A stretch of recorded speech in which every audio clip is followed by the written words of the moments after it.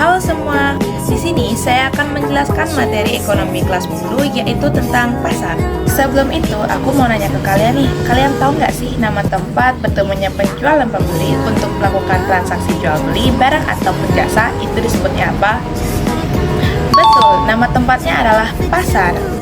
Pasar merupakan tempat di mana berbagai barang dan jasa diperdagangkan antara penjual dan pembeli. Pasar dapat berupa tempat fisik seperti pasar tradisional atau pasar modern maupun pasar daring yang beroperasi secara online. Di pasar, terdapat interaksi antara penawaran dan permintaan yang menentukan harga suatu produk atau jasa. Nah, selanjutnya jenis-jenis pasar berdasarkan persaingan organisasinya. Yang pertama yaitu ada pasar persaingan sempurna. Pasar persaingan sempurna adalah jenis pasar dengan penjual dan pembeli dengan barang yang homogen, sehingga harga barang tidak bisa ditentukan oleh masing-masing penjual maupun pembeli. Yang kedua, ada pasar persaingan tidak sempurna. Pasar persaingan tidak sempurna adalah pasar di mana penjual bebas menentukan harga dan jumlah barang yang bersifat heterogen. Yang menjadi pertanyaan, apakah pasar persaingan sempurna ada di dalam dunia nyata atau dalam kehidupan kita sehari-hari? Hal ini bahwa fakta pasar persaingan sempurna mempunyai struktur pasar ideal yang tidak ada di dalam dunia nyata. Hal ini juga sebagian besar dianggap bahwa jumlah perusahaan tidak mementingkan hasil atau bahwa harus ada perusahaan yang memiliki kendali pasar tersebut.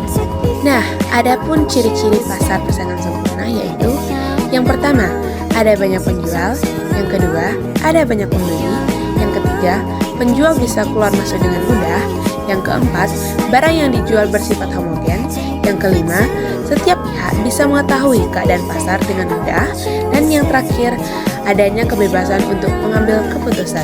Nah, selanjutnya, kelebihan pasar persaingan sempurna yaitu yang pertama, produsen bisa memproduksi barang sesuai dengan kemampuan perusahaan tanpa khawatir terjadinya penurunan harga. Yang kedua, pasar persaingan sempurna dianggap berorientasi pada konsumen. Yang ketiga, dalam struktur pasar ini tidak diperlukan memasang iklan karena produknya homogen atau setipe.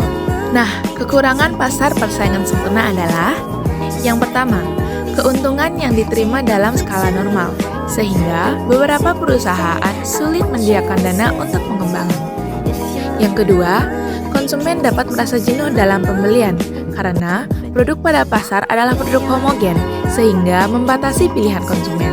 Yang ketiga, pasar persaingan sempurna dapat menimbulkan biaya sosial. Perusahaan yang abai dengan biaya sosial akan menimbulkan kegiatan produksi yang merugikan masyarakat, misalnya polusi, penggunaan bahan pengawet berlebihan, dan lain sebagainya. Selanjutnya ada pasar persaingan tidak sempurna.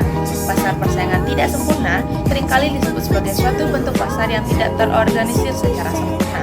Oleh karena itu, jenis pasar tersebut dianggap tidak sempurna karena adanya kecacatan yang bisa menimbulkan ketidakadilan di dalam pasar tersebut. Nah, ciri-ciri dari pasar persaingan tidak sempurna adalah yang pertama, jumlah penjual sedikit tapi banyak pembeli. Yang kedua, penjual berhak menentukan harga produknya sendiri. Yang ketiga, penjual baru akan susah untuk bersaing. Yang keempat, tidak ada produk pengganti. Dan yang terakhir, barang yang dijual sama. Kelebihan dari pasar persaingan tidak sempurna. Jika dilihat sekilas, pasar persaingan tidak sempurna memang terlihat hanya menguntungkan satu pihak saja. Tapi faktanya, ada banyak manfaat yang bisa kita dapatkan dari kehadiran sistem pasar tersebut. Berikut ini adalah beberapa kelebihan dari pasar persaingan tidak sempurna. Yang pertama, barang yang ditawarkan memiliki kualitas yang unggul. Yang kedua, memperoleh keuntungan yang lebih besar. Yang ketiga, bisa mendorong untuk menemukan produk inovatif. Dan yang keempat, bisa berkembang dengan cepat. Kekurangan dari pasar persaingan tidak sempurna. Selain ada kelebihan dari sistem pasar tersebut, pastinya juga ada kekurangan yang bisa merugikan beberapa orang. Nah, berikut adalah beberapa kekurangan dari pasar persaingan tidak sempurna. Yang pertama, adanya permainan harga pasar. Yang kedua, tidak ada alternatif lainnya. Yang ketiga, terdapat diskriminasi harga. Dan yang keempat, ada eksploitasi konsumen. Nah, selanjutnya ada jenis-jenis pasar persaingan tidak sempurna. Yang pertama, ada pasar monopoli. Pasar monopoli merupakan suatu kondisi di mana hanya ada satu produsen atau penjual yang dapat menguasai pasar dan melayani semua konsumen yang datang. Produsen maupun perusahaan yang menguasai pasar tersebut mempunyai kekuatan yang cukup besar dan sudah dikenal oleh masyarakat luas, serta sudah memiliki kondisi keuangan yang cenderung memadai. Yang kedua, ada pasar oligopoli. Pasar oligopoli adalah salah satu bentuk pasar yang termasuk dalam kategori persaingan tidak sempurna. Sebab, produk atau barang yang dijual bersifat homogen walaupun jumlah penjualnya banyak dan berbeda-beda. Di pasar ini, terdapat hanya beberapa perusahaan besar yang mendominasi industri atau sektor tertentu. Mereka bersaing untuk menguasai pasar dan jumlah pembeli biasanya cukup banyak. Yang ketiga, ada pasar monopolistik. Pasar monopolistik adalah salah satu jenis pasar yang memiliki jumlah produsen dan produksi barang yang sama. Akan tetapi, setiap barang yang dimiliki mempunyai perbedaan dan memiliki ciri khasnya tersendiri. Para penjual yang ada di dalam pasar monopolistik ini tidak ada batasnya, sehingga para produsen baru bisa sangat mudah masuk ke dalam pasar tersebut. Yang keempat, ada pasar monopsoni. Pasar monopsoni dapat diartikan sebagai sebuah pasar di mana ada banyak sekali penjual, akan tetapi jumlah pembelinya hanya ada satu saja. Di dalam pasar ini, pembeli memiliki peran sebagai pemegang kekuasaan tertinggi, sehingga pihak pembelilah yang akan diuntungkan. Harga produknya dapat menjadi seperti yang diinginkan oleh konsumen atau pembeli. Yang terakhir, ada pasar oligopsoni. Pasar oligopsoni merupakan suatu jenis pasar yang memiliki banyak sekali penjual dan beberapa pembeli saja. Harga produk ataupun jasa yang ditawarkan di pasar tersebut cenderung lebih stabil. Untuk harga produknya sendiri biasanya ditentukan oleh pembeli atau konsumen. Nah, saya juga ada mewawancarai pembeli dan penjual yang ada di dalam pasar seni Sukawati. Berikut adalah kilas balik saya dalam melakukan wawancara tersebut. Perkenalkan, nama saya Gusti Mas Devini, absen 7 dari kelas IC2. Di sini saya akan mewawancarai narasumber saya. Ibu bisa perkenalkan diri? Kita sebelum komen ya. Ibu saya sedikit mewawancarai di sini. Kalau untuk ibu berjualan di sini tuh, kenapa sih ibu memilih untuk usaha seperti ini, usaha kapan ujung-ujung? Karena emang dari dulu terus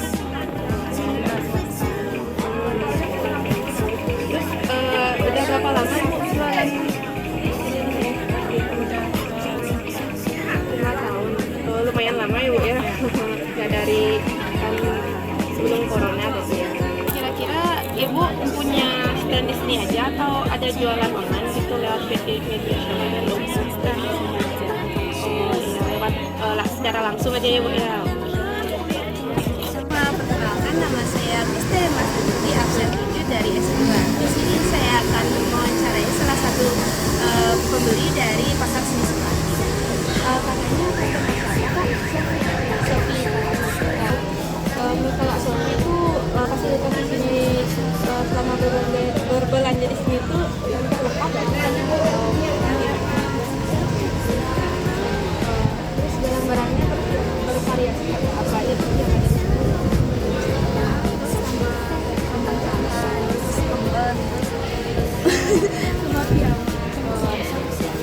Terus kakaknya biasanya lebih suka belanja online atau secara langsung kayak gitu? Dua-duanya.